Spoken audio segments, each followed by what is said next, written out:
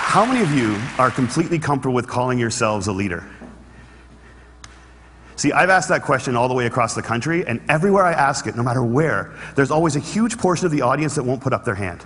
And I've come to realize that we have made leadership into something bigger than us. We made it into something beyond us. We made it about changing the world. And we've taken this title of leader and we treat it as if it's something that one day we're going to deserve. But to give it to ourselves right now means a level of arrogance or cockiness that we're not comfortable with. And I worry sometimes that we spend so much time celebrating amazing things that hardly anybody can do, that we've convinced ourselves that those are the only things we're celebrating. And we start to devalue the things that we can do every day. And we start to take moments where we truly are a leader, and we don't let ourselves take credit for it, and we don't let ourselves feel good about it. And I've been lucky enough over the last 10 years to work with some amazing people who have helped me redefine leadership in a way that I think has made me happier. And with my short time today, I just want to share with you the one story that is probably most responsible for that redefinition.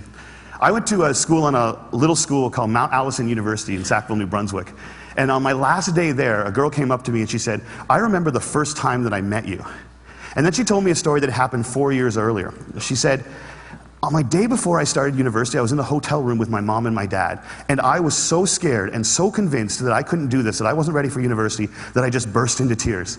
And my mom and my dad were amazing. They were like, 'Look, we know you're scared, but let's just go tomorrow. Let's go to the first day, and if at any point you feel as if you can't do this, that's fine. Just tell us, we will take you home. We love you no matter what.'" And she said, so I went the next day and I was standing in line getting ready for registration, and I looked around and I just knew I couldn't do it. I knew I wasn't ready. I knew I had to quit. And she says, I made that decision, and as soon as I made it, there was this incredible feeling of peace that came over me. And I turned to my mom and my dad to tell them that we needed to go home. And just at that moment, you came out of the Student Union building wearing the stupidest hat I have ever seen in my life. It was awesome. And you had a big sign promoting Shinerama, which is Students Fighting Cystic Fibrosis, a charity I've worked with for years. And you had a bucket full of lollipops. And you were walking along and you were handing the lollipops out to people in line and talking about Shinerama. And all of a sudden, you got to me and you just stopped and you stared. It was creepy. This girl right here knows exactly what I'm talking about. And then you looked at the guy next to me and you smiled and you reached in your bucket, you pulled out a lollipop and you held it out to him. And you said, you need to give a lollipop to the beautiful woman standing next to you. And she said, I have never seen anyone get more embarrassed faster in my life. He turned beet red and he wouldn't even look at me. He just kind of held the lollipop out like this. And I felt so bad for this dude that I took the lollipop. And as soon as I did, you got this incredibly severe look on your face and you looked at my mom and my dad and you said, look at that, look at that. First day away from home, and already she's taking candy from a stranger.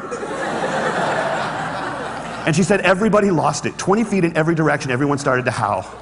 And I know this is cheesy, and I don't know why I'm telling you this, but in that moment when everyone was laughing, I knew that I shouldn't quit. I knew that I was where I was supposed to be, and I knew that I was home. And I haven't spoken to you once in the 4 years since that day, but I heard that you were leaving. And I had to come up and tell you that you've been an incredibly important person in my life, and I'm gonna miss you. Good luck. And she walks away, and I'm flattened. And she gets about 6 feet away, she turns around and smiles and goes, you should probably know this too. I'm still dating that guy 4 years later.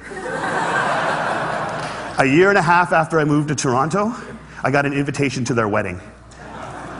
Here's the kicker, I don't remember that. I have no recollection of that moment, and I've searched my memory banks because that is funny, and I should remember doing it, and I don't remember it.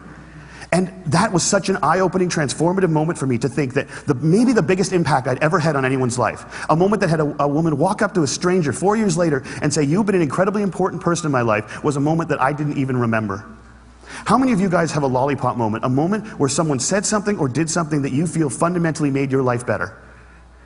All right. How many of you have told that person they did it? See, why not? We celebrate birthdays where all you have to do is not die for 365 days.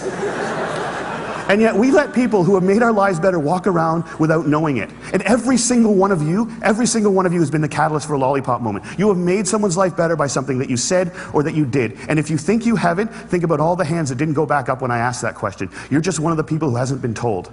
But it is so scary to think of ourselves as that powerful. It can be frightening to think that we can matter that much to other people. Because as long as we make leadership something bigger than us, as long as we keep leadership something beyond us, as long as we make it about changing the world, we give ourselves an excuse not to expect it every day from ourselves and from each other. Marianne Williamson said, "Our greatest fear is not that we are inadequate. Our greatest fear is that we are powerful beyond measure. It is our light and not our darkness that frightens us." And my call to action today is that we need to get over that. We need to get over our fear of how extraordinarily powerful we can be in each other's lives. We need to get over it so we can move beyond it. And our little brothers and our little sisters, and one day our kids, or our kids right now, can watch us start to value the impact we can have on each other's lives more than money and power and titles and influence. We need to redefine leadership as being about lollipop moments. How many of them we create, how many of them we acknowledge, how many of them we pay forward, and how many of them we say thank you for. Because we've made leadership about changing the world, and there is no world. There's only 6 billion understandings of it. And if you change one person's understanding of it, one person's understanding of what they're capable of, one person's understanding of how much people care about them, one person's understanding of how powerful an agent for change they can be in this world, you've changed the whole thing. And if we can understand leadership like that, I think if we can redefine leadership like that, I think we can change everything. And it's a simple idea, but I don't think it's a small one. And I want to thank you all so much for letting me share it with you today.